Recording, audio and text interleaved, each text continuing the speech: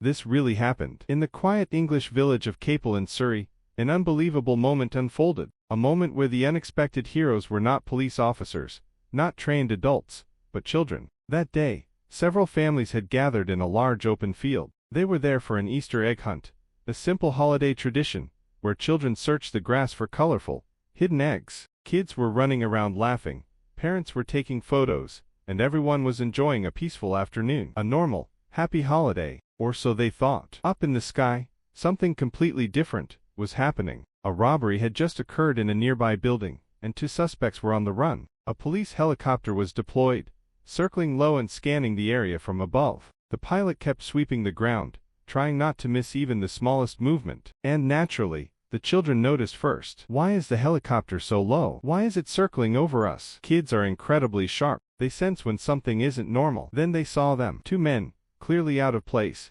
running across the edge of the field. Their clothes were dirty, their movements frantic, their eyes constantly darting around. The adults hesitated in confusion, but the children understood instantly. They're running from something. What happened next was something no one, absolutely no one, expected. Without being told, without any adult giving instructions, the children started positioning themselves on the ground. One by one, they lay down flat in the grass, forming a long line. Then several kids moved to the front and extended the shape outward, until their bodies formed a giant arrow, pointing directly toward the fleeing suspects. Stay there. Don't move. Point it toward them. The adults stepped back, realizing the kids knew exactly what they were doing. All they could do was watch and avoid interfering. From the sky, the view was unmistakable. A massive human arrow, perfectly shaped, clearly pointing in a single direction. The helicopter crew immediately radioed down.